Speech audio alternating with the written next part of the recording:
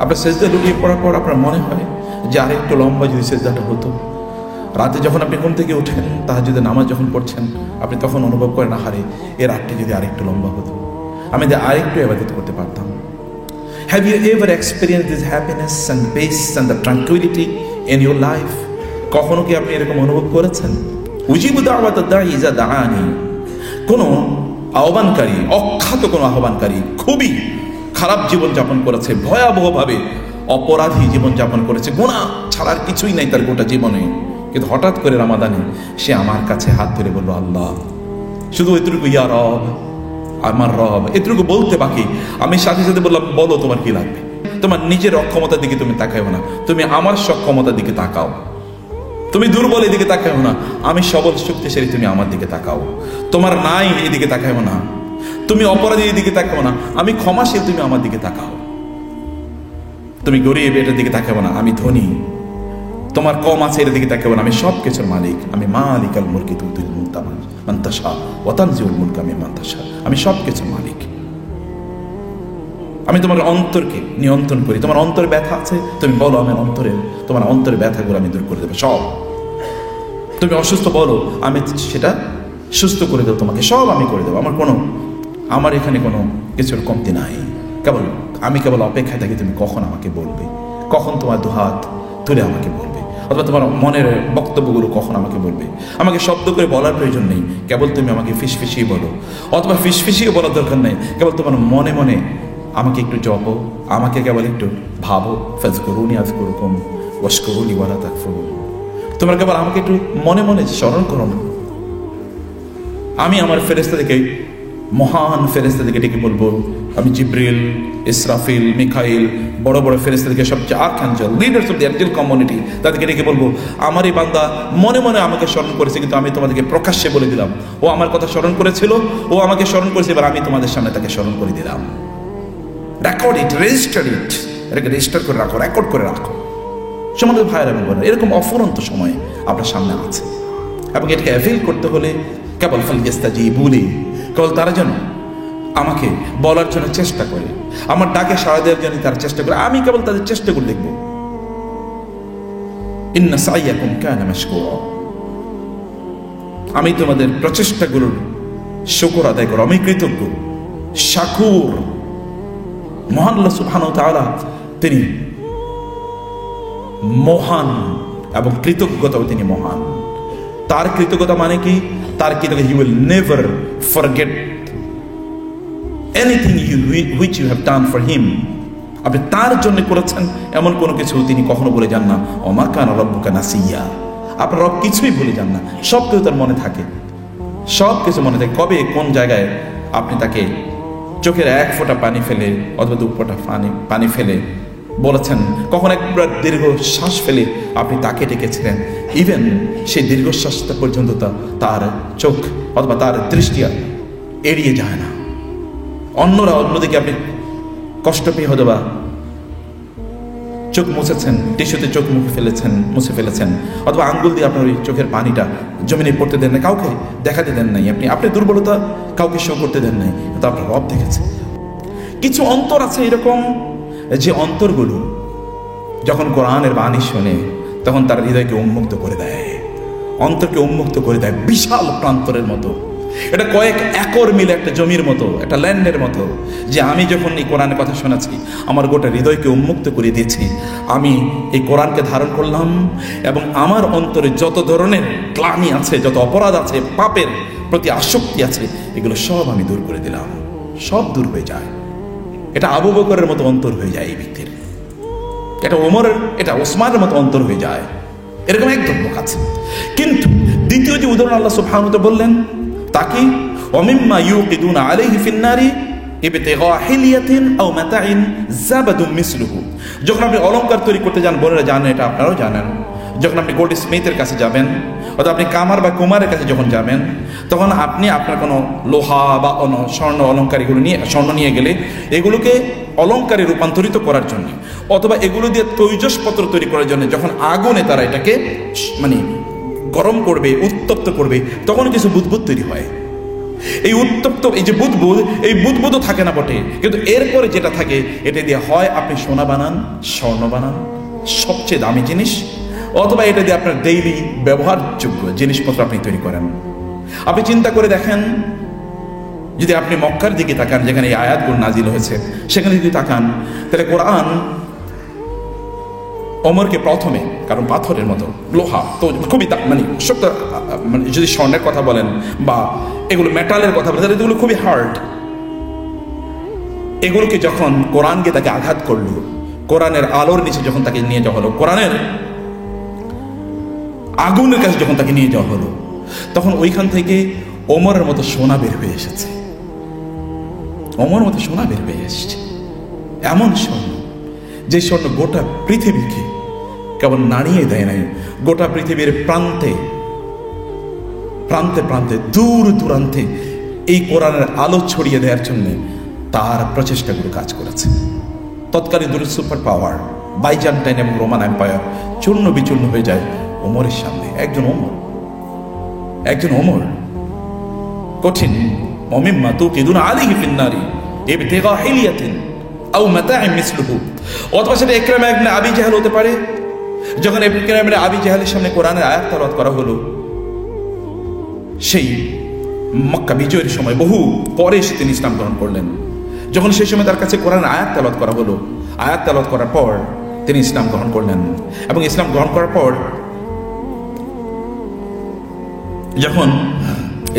যখন তিনি করলেন, ইসলাম গ্রহণ করার পর তিনি এই কোরআন ধরে ধরে তিনি বলতেন, হাদা কালাম রব্বি, হাদা কালাম রব্বি, হাদা কালাম রব্বি, এটা আমার রবের কালাম, এটা আমার রবের কালাম, এটা আমার রবের কালাম। সূরাতুন নূরে আল্লাহ তাআলা আরেকটা উদাহরণ দিয়েছেন। আচ্ছা, এর বাইরে এই উদাহরণের আরো কিছু ব্যাখ্যা আছে, আমি সে ব্যাখ্যা দিতে যাচ্ছি না। সূরা নূরে আল্লাহ সুবহানাহু বললেন, আল্লাহু নূরুস সামাওয়াতি ওয়াল আরদ মাসালু নূরিহি কামিশকাতিন ফিহা মিসবাহ আল মিসবাহু ফি জুজাজা আয-জুজাজাতু কাআন্নাহা কাওকাবুন দুররিয়্যুন ইউকাদু মিন শাজারাতিন মুবারাকাতিন যাইতুনাতিন লা শারকিয়্যাতিন ওয়া লা গারবিয়্যা ইয়াকাদু যাইতুহা ইউদিউ ওয়ালাউ লাম তামসাসহু নার নূরুন আলা নূর ইয়াহদিল্লাহু লিনূরিহি মান ইয়াশা ওয়া ইয়াদরিবুল্লাহু আল-আমসালা লিন-নাস। আল্লাহ সুবহানাহু বলেন, আল্লাহু নূরুস সামাওয়াতি, আসমান এবং জমিনের যে নূর, এই নূরকে আল্লাহ তাআলা। এবং তিনি বলেন মাসালু নূরি, আল্লাহর নূরের উদাহরণ হলো, এবার তিনি উদাহরণ দিচ্ছেন কামিশকাতিন ফিহা মিসবাহ। আপনাদেরকে আমি ইমাজিন করতে বলবো। अगेन সূরাতু আন-নূরের এই আয়াতটি খুবই বিখ্যাত। এই আয়াতের কারণে সূরাটির নাম হলো সূরাতুন নূর, আলোর সূরা। আলোর সূরাতে আলোর কথা বলা হয়েছে। আপনার একটু ইমাজিন করতে বলবো। আপনার যারা হারিকেন অথবা যারা আপনার লণ্ঠন দেখেছেন, হারিকেন বা লণ্ঠন, লণ্ঠন মানে কফি বা এরকম কি বলে গ্রাম অঞ্চলে বলতো। এখন তো হারিকেন দেখা যায় না। এখন তো আমরা ইয়াং জেনারেশনকে যদি কোনোদিন বলি হারিকেন, বলে হারিকেন আবার কি, এটা দেখাইলেও বুঝাইতে পারবেন না আপনি হারিকেন কি, কারণ এখন তো আমরা অন্য ওয়ার্ল্ডে বসবাস করি। কিন্তু আমরা তো হারিকেন দিয়ে পড়াশোনা করেছি এবং স্যারদেরকে জিজ্ঞেস করে দেখেন হারিকেনই আমাদের অবলম্বন ছিল। হারিকেনের কথা বললেন আল্লাহ সুবহানাহু ওয়া তাআলা যে তুমি একটা হারিকেন ধরো, একটা লণ্ঠন ধরো। লণ্ঠনের কি থাকে একটা স্ট্রাকচার, এটাকে বলা হয় মানে কুলুঙ্গি। বাংলা যদি বলি কুলুঙ্গি, অ্যাগেন বলবেন কুলুঙ্গি কি এটা ফ্রেঞ্চ ওয়ার্ড নাকি চাইনিজ ওয়ার্ড? কারণ কুলুঙ্গি জীবনে কোনোদিন শুনে না বাংলা শব্দ। কুলুঙ্গিটা হচ্ছে তার যে ফরম্যাটটা, তার যে স্ট্রাকচার। বলে একটা কুলুঙ্গি, আল্লাহর যে আলো, এই আলোর উদাহরণ দিতে গিয়ে আল্লাহ বলেন, যেমন ধরো একটা কুলুঙ্গি, ফিহা মিসবাহ, কুলুঙ্গির মধ্যে কি আছে? একটা সলতে আছে। সলতে মানে হচ্ছে ফিতা। অর্থাৎ হারিকেনে অথবা কফিতে যে অথবা ক্যান্ডেলে যে একটু ফিতা থাকে, ওইখানে তো আগুনটা জ্বলে, এটা একটা ফিতা, মিসবাহ। এই যে মিসবাহ, আল মিসবাহু ফি জুজাজা, কিন্তু যে ফিতাটা, এই ফিতাটার মধ্যে এখন আগুনের আলোচনা কিন্তু আসেনি। এখন আলোচনা আসছে একটা কুলুঙ্গিকে, এর মধ্যে একটা কি আছে? সলতে আছে। আবার এই সলতেটাকে চারিদিক দিয়ে একটা চিমনি গ্লাস দিয়ে, হারিকেন যেমন দেখেছেন গ্লাস দিয়ে ঢেকে রাখা হয়েছে। এখন মডার্ন হারিকেনে যে দেখেন গ্লাস কিন্তু আছে, তাই না? এখান থেকে আলো ছড়িয়ে পড়ার জন্য কিন্তু গ্লাস, অথবা যেন আলোটা নির্বাপিত না হয় এই কারণে এখানে গ্লাস দেওয়া হয়, ঠিক আছে? আল মিসবাহু ফি জুজাজা, আয-জুজাজাতু কাআন্নাহা কাওকাবুন দুররিয়্যুন। এখন কিন্তু ওই যে ক্যান্ডেলের আলোচনায় আসে না, মানে বলা হচ্ছে যে এই যে ক্যান্ডেলকে চারিদিক থেকে ঘিরে রাখার জন্য যে একটি গ্লাস দেয়া হয়েছে, এই গ্লাসটাই হলো যেন আসমানে উদিত সবচেয়ে শক্তিশালী আলোক উজ্জ্বল কোন তারকা অথবা নক্ষত্র। কি চিমনিটাই, গ্লাসটাই গ্লাসটাই নক্ষত্রের মতো এরকম জলজল করতে থাকে। আয-যুজাজু কাআন্নাহা কাওকাবুন দুররিয়্যুন ইউকাদু মিন শাজারাতিন মুবারাকা। এই যে ক্যান্ডেলের কথা যেটা বলা হয়েছে, এই ক্যান্ডেলটা এটা জ্বালিয়ে দেওয়া হয়। এটা যে আগুন, এটাতে যে আগুন জ্বলছে, এই আগুনটা আসছে কোত্থেকে?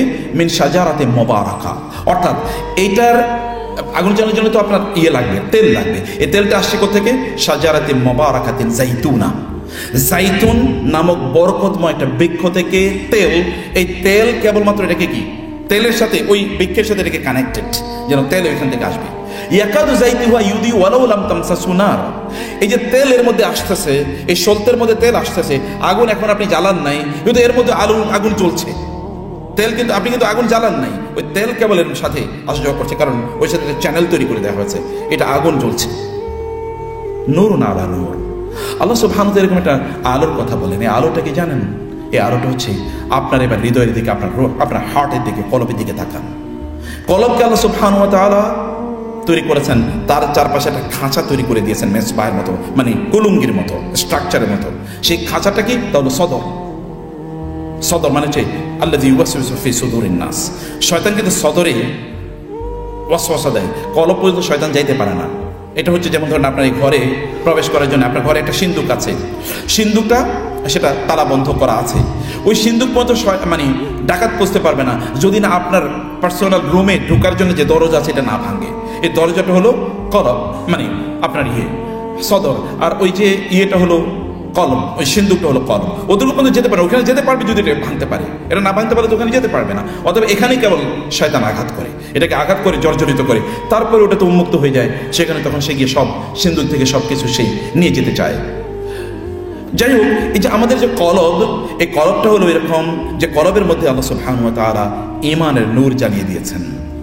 যখন আমাদেরকে সৃষ্টি করেছেন তখন থেকে ঈমানের নূর জ্বালিয়ে দিয়েছেন, এবং এই নূরটা জ্বলতেই থাকে, জ্বলতেই থাকে, জ্বলতেই থাকে। কিন্তু এই নূরটাকে অব্যাহতভাবে, এই নূর যেন, এই আলো যেন কোনোদিন নির্বাপিত না হয়, নিভে যেন না যায়, এই কারণে আল্লাহ সুবহানাহু ওয়া তাআলা আরেকটা নূর, আরেকটা আলো আমাদের জন্য পাঠিয়েছেন। সে আলোটা কি জানেন? সে আলোটা কি? সে আলোই হলো কোরআন। অতএব কোরআনের সাথে যদি আপনি এটাকে জ্বালিয়ে দিতে পারেন, তাহলে এটা এমন এক তেল, যে তেল আপনার ওইটাকে অব্যাহতভাবে আজীবন আমৃত্যু এটাকে জ্বালিয়ে রাখবে, এবং আপনার এই আলো কোনোদিন নির্বাপিত হবে না। ভাইয়ের আমার, বোনেরা আমার, প্লিজ আপনাদের আল্লাহর দেয়া এই আল্লাহ প্রদত্ত এই আলোকে আপনারা নিভিয়ে দিয়েন না প্লিজ। এটাকে যদি আপনি চান যে এটা ইট নেভার এক্সটিংগুইশেস, এটা কোনোদিন নেবে না, তাহলে আপনাকে করতে হবে ওই আলোর সাথে এটা চ্যানেল তৈরি করে দিতে হবে। শীত করে দেখুন তো কিয়ামতের ময়দানে হঠাৎ করে আপনাকে বলা হবে, ইয়া আহলাল কোরআন, হে কোরআনের পরিবার, তুমি আমারই পরিবারের অংশ, আমার কাছে আসো। হঠাৎ করে আপনি শুনবেন লোকেরা দিক বিদিক জ্ঞান শোনা তার দৌড়াচ্ছে পাগলের মতো, কিন্তু আপনাকে বলে ইয়া আহলাল কোরআন, কাম টু মি। এবং আপনি দেখবেন আপনার রব আপনাকে ডাকছেন, তুমি তো আমার পরিবারের অংশ, তুমি ওইদিকে যাও কেন, তোমার টেনশন নাই। অথবা আপনি সেখানে ভয়াবহ একটা অন্ধকারাচ্ছন্ন জায়গায় একটা আছেন, কিন্তু কেউ একজন সবই শক্তিশালী আলো উজ্জ্বল চেহারা নিয়ে, আলো নিয়ে একজন শক্তিশালী যুবক এসে বললেন, আমি তোমাকে বাঁচানোর জন্য এসে। তুমি কি? তুমি আমাকে জানো না? না, আমি তো কোরআন, তুমি না আমাকে পড়তা দিনের বেলা রাতের বেলা। আমি একে আমাদের এই কঠিন ময়দানে এসেছি, যেদিকে চারিদিকে অন্ধকার, আমি আলো নিয়ে এসেছি আলোর গতিতে তোমাকে জান্নাতে পৌঁছে দেওয়ার জন্যে। কেমন দিন হঠাৎ করে আপনি সেখানে আছেন, এবং দেখা যাবে যে আপনার পিতামাতাকে আপনার সামনে উপস্থিত করা হয়েছে, এবং তাদেরকে মুকুট পরিয়ে দেওয়া হয়েছে। মুকুট পড়ে কারা? কারা পড়ে মুকুট বলেন তো? হ্যাঁ, রাজারা মুকুট পড়ে, রানীরা মুকুট পড়ে। আপনার মা এবং বাবার মাথায় মুকুট পরিয়ে দেওয়া হয়েছে, এবং মুকুট থেকে এরকম আলো জ্বলছে যে আলোটা হচ্ছে পৃথিবীতে যদি আপনার ঘরে সূর্য নেমে আসে তাহলে কেমন আলো হতে পারে চিন্তা করে দেখেন তো। তার চেয়ে অনেক অনেক বেশি উজ্জ্বল আলো ঠিকরে পড়ছে ওই মুকুট থেকে। বলা হবে কেন? বলে আপনার বাবা মাকে বলা হবে, তোমার সন্তান যে কোরআন পড়তো না, এই কারণে তোমাদেরকে পুরস্কার দিচ্ছি। সন্তানের জন্য কি আছে এটা একটু পরে বলতেছি, কিন্তু তোমাদের জন্য এটা হলো পুরস্কার। Just your children have started the Quran, and this is why you are given the honor of the kings and the queens. King এবং কুইনদের যে অনার দেওয়া হয়, এরকম রাজ মুকুট তোমাদেরকে পরিয়ে দেওয়া হবে। এবং এরপর হঠাৎ করে দেখা যাবে আপনার পিতামাতা আপনার সামনে, এবং তাদেরকে আলখাল্লা মানে হচ্ছে গাউন পরিয়ে দেওয়া হবে। আপনার মেডিকেল মানে যখন শেষ করবেন, যখন আপনার করবেন, তখন আপনি কিন্তু গাউন পরে, অথবা যেমন ইউনিভার্সিটি থেকে যখন কনভোকেশন আপনার উপস্থিত হয়, তখন গাউন পরে আপনার সার্টিফিকেট নিতে যান সেখান থেকে কনভোকেশনে, কনফার্মেন্ট অফ সার্টিফিকেটস, সেখানে একটা গাউন পরা হয়। হঠাৎ করে এরকম গ্রাজুয়েশন সেরিমনি, কি ব্যাপার? হঠাৎ করে গ্রাজুয়েশন সেরিমনি, আপনার প্যারেন্টসকে ওখানে নিয়ে আসা হবে, তাদেরকে এরকম গ্রাজুয়েশন সেরিমনির ড্রেস তাকে পরিয়ে দেওয়া হবে। কি ঘটনা কি? কারণ তোমার সন্তান কোরআন পড়তো, এই কারণে তোমাকে এরকম গ্রাজুয়েশন সেরিমনির এই ড্রেস পরিয়ে দেওয়া হবে, তোমরা ইউ আর নাও গ্রাজুয়েট। এবং এটার মূল্য কি? হাদিস শেষে লা ইউকাউমু লাহুমান আদ-দুনিয়া ওয়া মা ফিহা, এই গোটা দুনিয়াকে যদি বিক্রি করা হয়, তাহলে ওই গাউনে যে সকল পার্লসগুলো আছে, প্রেশাস ম্যাটার মানে আপনার স্টোনসগুলো আছে, একটা স্টোন কেনার মতো সামর্থ্য থাকবে না এই গোটা দুনিয়ার সকল সম্পদ বিক্রি করার পরেও। এটা আপনার পিতা মাতাকে দেওয়া হবে, এখন আপনাকে তাহলে কি দেওয়া হতে পারে চিন্তা করে দেখেন। তাহলে আপনার জন্য what is stored for you, আপনার জন্য কি আছে? আপনাকে বলা হবে যাও তুমি জান্নাতে উঠতে থাকো, উঠতে থাকো, উঠতে থাকো। কতক্ষণ উঠবা? যতক্ষণ কোরআন পড়তে পারো ততক্ষণ উঠতে থাকো, যাও। তোমাকে দেয়া হলো যতক্ষণ কোরআন পড়বা ততক্ষণ তুমি জান্নাতে উঠতে থাকো। আপনি মনের আনন্দে উঠতেই থাকবেন জান্নাতের সিঁড়ি বেয়ে বেয়ে। সেদিন ছায়া একেবারে মাথার উপরে সূর্য, কিন্তু হঠাৎ করে দেখবেন আপনার সামনে ছায়া, আপনার মাথার উপর ছায়া, তাকিয়ে দেখবেন কোরআন আপনাকে ছায়া দিচ্ছে। সে দেখবেন আপনি কোরআন আপনাকে ছায়া দিচ্ছে, কোরআন আপনাকে সেদিন আপনার সর্বত্র কেবল আপনি চারদিকে কেবল কোরআন দেখতে পাবেন। কোরআন মানে কোরআনের আলো। রমাদান কেন আসে? ফিরে ফিরে আসে বছরে একবার, এক মাস। কারণ এই এক মাস আপনি সময়টা কাটাবেন কোরআনের সাথে, এবং এই কারণে রমাদানে সালাতুত তারাবি আছে, কিয়ামুল লাইল আছে। কিয়ামুল লাইল এবং সালাতুত তারাবিতে করে কি? আসলে কোরআনই তো পাঠ করে। এটার নাম কিয়ামুল লাইল। কিয়ার মানে কি? কিয়াম মানে তো দাঁড়িয়ে থাকা, standing, to remaining in the standing position. Standing position আমরা করি কি? সুবহানাল্লাহ, আলহামদুলিল্লাহ, আকবার, লা ইলাহা ইল্লাল্লাহ পড়ি। নামাজে দাঁড়ায় কি পড়ি আমরা বলেন তো? কোরআন পড়ি তো। অতএব কোরআন, this is Quran and it has come in order to dignify you, bring you out of the problems you are in, যেগুলোর মধ্যে আপনি পড়ে গেছেন, এগুলো থেকে আপনাকে বের করার জন্য এই কোরআন আসে। ভাইয়েরা আমার, বোনেরা আমার, কোরআন আরবের সমাজকে, যখন কোরআনে কোনো সূরা নাজিল হতো, নাযারা বা'দুহুম ইলা বা'দিন, যখন কোরআনে কোনো সূরা বা আয়াত নাজিল হতো, তখন কাফেররা, মুশরিকরা পাগলের মতো যেহেতু শুনেছো মুহাম্মদের উপর নতুন সূরা নাজিল হচ্ছে, নতুন আয়াত এসছে, কি এসছে একটু বলো তো। ওয়াও, এইটা আমরা তো এরকম ভাবতেও পারি না। তাহলে করণীয় কি? এটা তো আমাদের সমাজকে চূর্ণ বিচূর্ণ করে দেবে, এটা তো আমাদের শেষ করে দেবে। ওয়ালিদ ইবনে উকবাকে পাঠানো হলো, যাও মুহাম্মদকে বলো তিনি যেটা বন্ধ করে দিন, যা চান তাই পাঠানো হবে। ওয়ালিদ গেলেন রাসূলের কাছে। আপনি বন্ধু, ওয়ালিদ সবচেয়ে বুদ্ধিমান, মোস্ট ইন্টেলিজেন্ট, বুদ্ধিজীবী, তৎকালীন সমাজে সবচেয়ে বড় বুদ্ধিজীবী। বুদ্ধিজীবী গিয়ে বললো, মুহাম্মদ এটা বন্ধ করেন। কি? এই যে আপনি যা পড়ছেন এগুলো বন্ধ করে দেন। বলে কেন আমি এটা বন্ধ করবো? আপনি শোনেন আমি কি বলছি, এরপরে বলেন। আপনি একটু বসেন, শোনেন কি বলছি বলে বলেন। তিনি পাঠ করা শুরু করে দিলেন। তিনি সূরাতুল আস-সাজদা পাঠ করলেন। হামিম তানজিলুম মিনার রহমানির রহিম কিতাবুন উহকিমাত আয়াতুহু সুম্মা ফুসসিলাত। এবার তিনি বলছিলেন, এবং সর্বশেষ ফাইন আরাদু ফাকুল আনজারতুকুম সা'iকাতান মিসলা সা'iকাতি আদ ওয়া সামুদ। যখন ওয়ালিদরা শুনছে, দ্রুত লাফিয়ে উঠে তার মুখের উপর হাত রেখে মোহাম্মদ আর পড়িয়েন না, এবং তিনি এখান থেকে মাথা নিচু করে চলে যাচ্ছেন। আবু জাহাল, আবুল আহাব বা সাহেব বলল, কি ব্যাপার ওয়ালিদ, আপনারা পাঠাইলাম কি জন্য? আপনি বুদ্ধিজীবী, আমাদের মধ্যে সবচেয়ে বিচক্ষণ এবং সবচেয়ে বেশি জ্ঞানী, মানে আপনি উপস্থিত জ্ঞান আপনার এরকম বেশি যে আপনি কেউ পরাজিত করতে পারেন। আপনি এরকম মোতাগাইয়্যিরুল্লাহ ডিফারেন্ট ফেস নিয়ে আসলেন কেন? বলে আমি তোমাদেরকে এটা নসিহা করি কুরাইশরা। বলে কি? বলে আমি তোমাকে বলি, তোমরা তো জানো আরবে আমার চেয়ে বড় পণ্ডিত কেউ নাই কবিতার ব্যাপারে, আমার চেয়ে কবিতা কেউ ভালো জানেন, আমি সবার চেয়ে বেশি কবিতা জানি। কে কোন কবিতা বলেছে এবং কবিতায় কি আছে, কোথায় ত্রুটি, কোথায় বিচ্ছুতি, এটার মূল্যায়ন এটা আমার চেয়ে কেউ ভালো জানে না। হ্যাঁ, এটা তো ঠিকই। আমি তোমাদেরকে বলছি ইন্না লিকাউলিহি আল্লাযী ক্বালা ইয়াকুলু লা হালাওয়া। আমি তোমাদেরকে বলছি মুহাম্মদ যা বলছে এটা কবিতা না, তিনি যা বলেন এটা অসাধারণ আভিজাত্যপূর্ণ কথা। আমি ভাবতেও পারি না এরকম কথা মানুষ বলে কেমনি। ওয়া ইন্না লিকাউলিহি লা তালাওয়া, তিনি যা বলেন ওয়াইন্নাহু লামুসমিরুন আলাহু মুগদিকুন আসফালুহু, চারিদিক থেকে সুষম, অসাধারণ। এরকম আমি ভাবতে পারি না, চারিদিক থেকে সামনে পেছনে মধ্যখানে আগে পরে সব জায়গায় অসাধারণ, এটা ভাবতেও পারি না। ওয়াইন্নাহু লা ইয়ালু ওয়া লা ইউলা, আমি তোমাদেরকে বলি এই তিনি যা বলছেন এটাই গোটা পৃথিবী একদিন শাসন করবে। এটাকে শাসন করার মতো কোনো বক্তব্য পৃথিবীর কারো পক্ষে বলা সম্ভব হবে না। আমি তোমাদেরকে বলি লাস্ট মন্তব্যটা করে রাখি, তা হচ্ছে এই কোরআন গোটা পৃথিবীর সকল সভ্যতাকে চূর্ণ বিচূর্ণ করে দিয়ে তার সভ্যতা তৈরি করবে। আমি তোমাদেরকে বলে যাই, তোমরা যদি সম্মান পেতে চাও এর কাছে আসো। তোমরা যদি সম্মান পেতে চাও, আরবের লোক এই কোরআনের কাছে কোনো এক সময় আত্মসমর্পণ করবে। তোমরা যদি আরবের নেতা হতে চাও তাহলে কোরআনের কাছে আসো। তোমাদের এর কাছে আসে, তোমাদের মানে এই কিতাবের কাছে আসো, এটা তোমাদের সম্মান বাড়বে, আদারওয়াইজ তোমাদের বিপদ আছে। মুশরিক তিনি ইসলাম গ্রহণ করেন নাই এবং মৃত্যু পর্যন্ত করেন নাই। তার যদি এই অনুভূতি হয় তাহলে আমাদের কি অনুভূতি হওয়া দরকার? আপনার কি অনুভূতি হওয়া দরকার? আপনার মধ্যে কি পরিবর্তন আসা দরকার? আপনি কিভাবে কোরআনকে ভাবছেন? কোরআনকে কিভাবে চিন্তা করছেন? কোরআন নিয়ে আপনার ভাবনা কি? কোরআন নিয়ে আপনার প্ল্যান কি?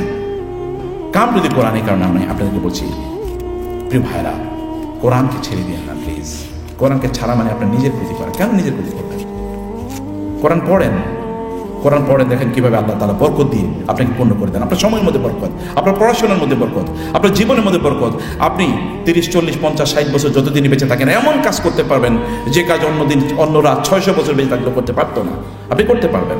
You will be remembered after you death. The angels will pray to Allah for you. ফেরেশতারা আপনার জন্য দোয়া করবে, মাছিগুলো আপনার জন্য দোয়া করবে, পাখিগুলো আপনার জন্য দোয়া করবে, এমনকি মাছগুলো দোয়া করবে, পিঁপড়াগুলো আপনার জন্য দোয়া করবে, সবাই আপনার জন্য দোয়া করবে। ফেরেশতারা আপনাকে নিয়ে আল্লাহর সামনে অহংকার করবে, আল্লাহ ফেরেশতাদের সামনে অহংকার করবে আপনাকে নিয়ে। এবং আপনি যে কোরআন পড়েন, আপনি আলোকিত মানুষের পরিণত হবে, আপনার কষ্ট দূর হয়ে যাবে। আপনার মনে যত অশান্তি, কোরআন পড়ুন, কোরআন তেলাওয়াত শুনুন, দেখেন আল্লাহ তাআলা কিভাবে এগুলোকে দূর করে দেন। আপনি সম্পদ চান, কাম টু দি কোরআন। আপনি দুনিয়া চান, কাম টু দি কোরআন। আখিরাত চান, কাম টু দি কোরআন। কোরআন দুনিয়া এবং আখিরাত চান, দুটোই চান, কাম টু দি কোরআন। আপনি পৃথিবীর নেতৃত্ব চান, কাম টু দি কোরআন। আপনি আখিরাতের নেতৃত্ব চান, কাম টু দি কোরআন। আপনি সম্মানিত হতে চান, কাম টু দি কোরআন। বোনেরা, আপনার চেহারা মেকআপের প্রয়োজন নেই, কাম টু দি কোরআন। আল্লাহ সুবহানাহু ওয়া তাআলা এমনিতে চেহারাকে আলোকিত করে দেবেন। ভাইয়েরা, আপনার মেন্স বিউটি পার্লারে যাওয়ার দরকার নেই, come to the Quran. Recite the Quran in the dead night and you see that your face will shine and the people will understand the shining of your face, the brilliance of your face. লোকেরা দেখবে, আপনি দেখেন, আপনি যেখানে যান ওই জায়গাটি আলোকিত হয়ে পড়বে। আপনার কোনো ক্যারিশমা নেই, it is only because of the Quran. আপনার পরিবার শান্তি পেতে চান, যারা বিয়ে করবেন, ইয়াং ম্যান, বিয়ে তো করবেন না নাকি? ইনশাআল্লাহ। যারা বিয়ে করবেন হাত তোলেন। বিয়ে করবে না? সুবহানাল্লাহ, বলে কি? এই তাড়াতাড়ি ক্যামেরা করে রাখেন এগুলো, এর উপরে দেখা হবে বিয়ে করবে না সব, নাকি বিয়ে নাকি করবে না। তো বিয়ে করবেন, আপনার পরিবারের জীবন, আপনার স্ত্রী আপনাকে পাগলের মতো ভালোবাসুক, আপনি আপনার স্ত্রীকে পাগলের মতো ভালোবাসুক, কোরআন পড়েন। সন্তানগুলো কোনোদিন আপনার পথচ্যুত হয়ে যাবে না। কোরআন পড়েন, কোরআনের কাছে আসেন, গোটা পরিবারের শান্তি পরিচিত হোক, শয়তান ঘরগুলো থেকে দূরে হয়ে চলে যাক, ফেরেশতারা চারিদিক থেকে আপনাকে ঘিরে রাখুক। কাম টু দি কোরআন। আপনার অন্তরের রোগ দূর হয়ে যায়। কেবল আমরা তো শরীরের চিকিৎসা করি, অন্তরের চিকিৎসা কি করবে? লোকেরা তো ফিজিক্যাল অসুস্থতার চেয়ে মেন্টাল অসুস্থতা অনেক বেশি কি হয়, ক্ষতিগ্রস্ত হয়। শারীরিক অসুস্থতা মানুষকে কাবু করে না, মানসিক অসুস্থতা মানুষকে কাবু করে। এই গোটা পৃথিবীর থ্রেটের মুখে, থ্রেট অফ এক্সিস্টেন্স হিউম্যানিটি আছে only because of the psychological problem.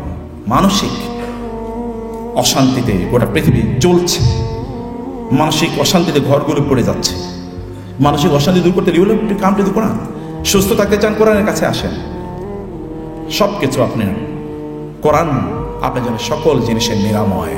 চোখকে হেফাজত করেন, অন্তরকে হেফাজত করেন, কানগুলোকে হেফাজত করেন, হাতগুলোকে হেফাজত করেন, মুখকে হেফাজত করেন, হৃদয়কে হেফাজত করেন। Be the best version of you. কারণ আল্লাহ তাআলা আপনাকে লাকাদ খালাকনাল ইনসানা ফি আহসানি তাকওয়িম, আমি সর্বোত্তম আকৃতি দিয়ে মানুষকে তৈরি করেছি। আপনার এই সর্বোত্তম আকৃতি ফেরেশতারা আপনাকে সিজদা করেছে, আপনি শয়তানের পেছনে কেন ঘুরেন? আপনাদের বাবাকে সিজদা না করার কারণে ও শয়তান হয়েছে, অথচ আপনি তার কথা শুনেন। ঘটনা কি? এটা কেমন কথা হলো? এটা তো খুবই দুর্ভাগ্যজনক। তো আপনার ডিগনিটির সাথে যান, আপনার সম্মানের, আপনার মর্যাদার সাথে যান। এটা আপনি তো একটা ভিন্ন মর্যাদার অধিকারী। আপনি কেন আপনার নিজকে এত লো নিয়ে যাচ্ছেন, লো লেভেলে নিয়ে যাচ্ছেন? আপনার মর্যাদা অনেক বেশি, অসম্ভব সম্মান আল্লাহ তাআলা আপনাকে দিয়েছেন। এবং এই সম্মান জান্নাতে আপনারা ছিলেন, আমরা ছিলাম। জান্নাতে যাওয়ার জন্য আল্লাহ তাআলা আমাদেরকে একটা জিপিআরএস দিয়ে দিয়েছেন। সে জিপিআরএস কি? কোরআন। এই জিপিআরএস হলো কোরআন। এটা হচ্ছে তার রোড ম্যাপ, এটা হচ্ছে তার গুগল ম্যাপ। এই গুগল ম্যাপে অন্য কোনো গুগল ম্যাপে যাওয়ার দরকার নেই। This is GPRS. You just follow this Quran, just follow the GPRS and you will inshallah safely reach the paradise.